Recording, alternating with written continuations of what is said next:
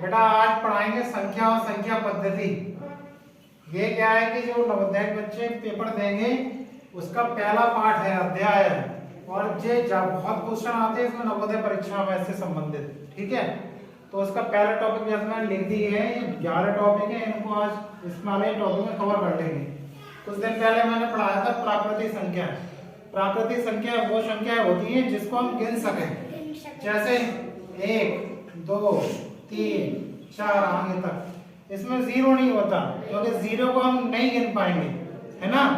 तो अब मैं कहूँ सबसे छोटी प्राकृतिक संख्या कौन सी है, तो क्या बताओगे? 1।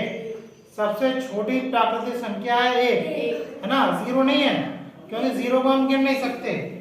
ठीक है, इसके बाद आई बेटा पूर्ण संख्या। पूर्ण संख्या, पूर्ण संख्याएं। पूर्ण संख्याएं क्या हुई? जब हम प्राकृतिक संख्याओं में जीरो जोड़ देते हैं आगे तो पूर्ण संख्या हो जाती है। तो अब मैं अगर पूछूं कि सबसे छोटी पूर्ण संख्या कौन सी है, तो जीरो। प्राकृतिक संख्या सबसे छोटी 1 और पूर्ण संख्या सबसे छोटी 0। तीसरा टॉपिक पूर्णांक संख्या। पूर्णांक संख्याएं।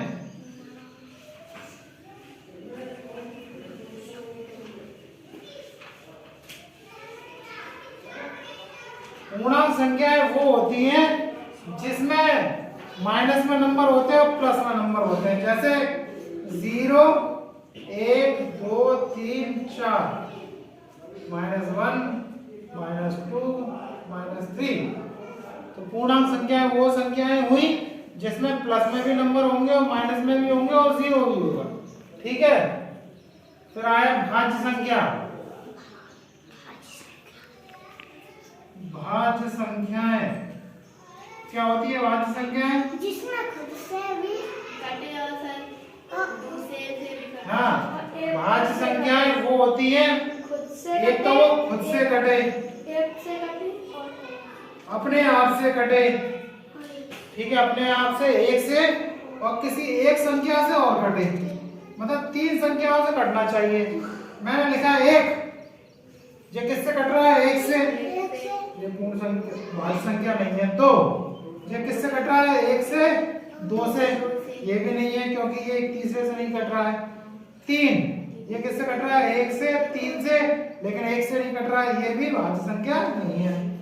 4, ये किससे कट रहा है? 1 से 4 से और 2 से। तो 4 भाज्य संख्या है। इसके बाद 5 नहीं होगी, 6 होगी। तो मैं पूछूं सबसे छोटी अब भाज्य संख्या है कौन सी है? 4। तो बताओगे 4 कि सर सबसे छोटी भाज्य संख्या है वो है 4। इसके बाद आया बेटा अभाज्य संख्या। क्या हुई अभाज्य संख्या? वो संख्या है जो खुद से कटे और 1 से कटे। 1 ये 1 से कट रही है, खुद से ये नहीं है। 2 ये 1 से भी कट रही है और खुद से 2 से कट रही है। तो मैं बोलूंगा सबसे छोटी अभाज्य संख्या है वो है 2। फिर है 3, 4 भाज्य संख्या है। 5, 6 भाज्य संख्या है। 7, है ना। तो सबसे छोटी अभाज्य संख्या कौन सी होगी बेटा? 2। उसके बाद क्या है बेटा? सम संख्या सब जानते होंगे क्या है? जिससे 2 से भाग चला जाए। हाँ, वो संख्या है जिसमें 2 से भाग चला जाए। 2 सम संख्या है, जिसमें 2 से भाग चला जाएगा एक बार। तो सबसे छोटी सम संख्या कौन सी हुई? 2। फिर 3 सम संख्या है? नहीं है क्योंकि 2 से भाग नहीं जाएगा। 4, फिर 6, 8 आगे जाते हैं। विषम संख्या 1 जिससे 2 का भाग नहीं जाए। वो संख्या है जिसमें 2 का भाग नहीं जाए, जैसे 1 3 5 7, है ना, आगे 2 का भाग नहीं जाए। ठीक है, ये हो गया, ये हो गया, ये हो गया। क्रमागत संख्याएं क्या होती है? वो संख्याएं जो लगातार क्रम में आए, जैसे 2 3 4 5। मैं बोलूंगा ये 4 क्रमागत संख्याएं हैं क्योंकि ये लगातार आ रही हैं।